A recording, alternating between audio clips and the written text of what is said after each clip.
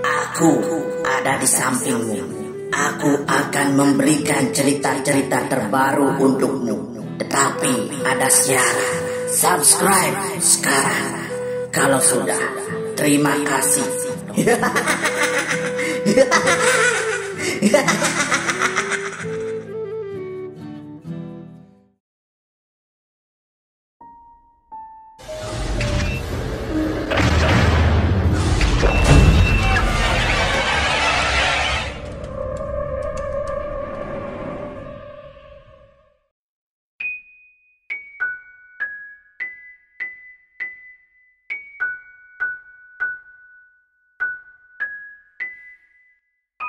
Rama berlari dari lorong sekolah.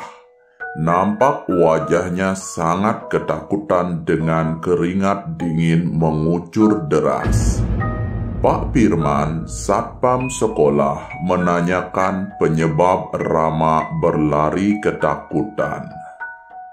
Rama mengatakan kalau dia melihat hantu di perpustakaan ketika dia membaca buku. Hantu berwujud wanita itu melayang-layang di depan Rama dengan wajah pucat dan menakutkan, kemudian menghilang menembus dinding. Pak Firman tidak heran dengan apa yang dilihat Rama. Pak Firman dan satpam lainnya sudah terbiasa melihat penampakan itu. Berbeda dengan Rama, anak kelas 1 yang baru 2 bulan berada di sini. Nak, hantu itu cuma menunjukkan diri saja. Mereka tidak akan mencelakaimu.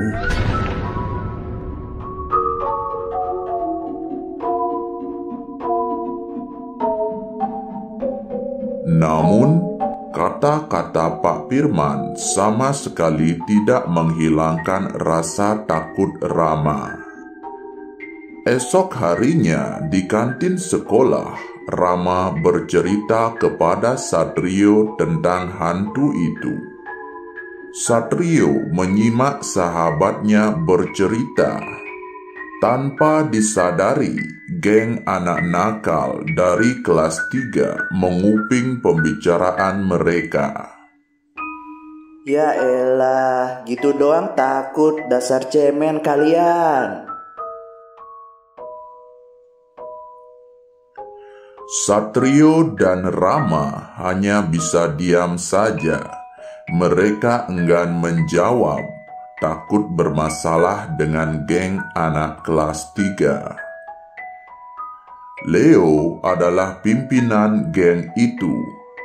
Leo dan kawan-kawannya sering berbuat onar dan membuli anak yang terlihat lemah.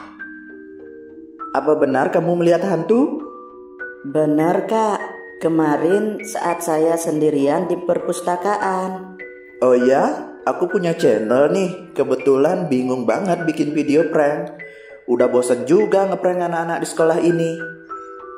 Dengar ceritamu, aku jadi punya ide buat konten. Tetapi kalian harus terlibat dalam konten ini. Konten apa itu, Kak?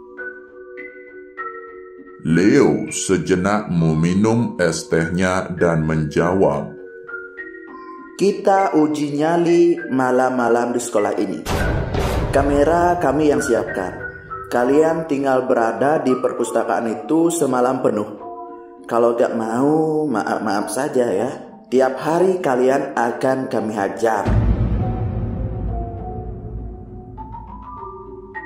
Rama dan Satrio merasa hari itu hari paling apes seumur hidup. Mereka harus berurusan dengan 2 hal yang menakutkan di sekolah, geng Leo dan hantu.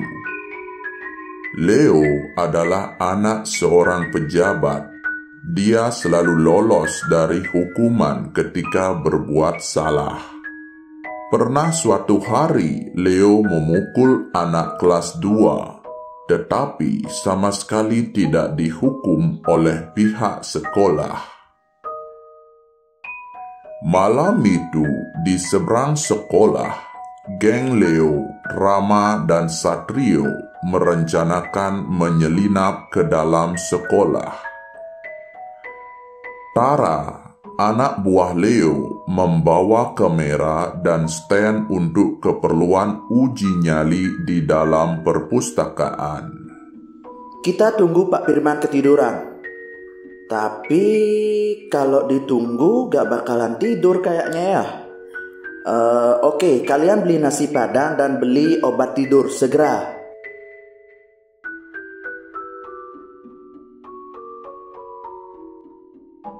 Lima belas menit kemudian, anak buah Leo datang membawa nasi padang dan obat tidur. Kemudian obat tidur dicampur ke dalam nasi padang. Dengan langkah pasti, Leo menuju pos satpam. Leo memberi nasi padang itu ke Pak Firman. Wah, tugas malam nih Pak. Iya nih Den. Dan Leo kenapa malam-malam begini ke sekolah? Tadi habis beli makan di warung Padang sama teman-teman Pak. Karena lewat sekolah ya saya pikir sekalian ngasih satpam sekolah makanan biar kuat jaga sekolah gitu loh Pak. Waduh, jadi gak enak nih. Makasih ya Den. Kebetulan Bapak belum makan. Setelah itu, Leo pamit menemui gengnya Rama dan Satrio. Mereka memperhatikan Pak Firman yang makan dengan lahap tanpa menyadari kalau nasi padang itu sudah ditaburi obat tidur. 8 menit berlalu, nampak Pak Firman terus-menerus menguap. Rasa kantuknya tak bisa dia tahan hingga ketiduran di pos satpam. Udah tidur guys, ayo buruan masuk.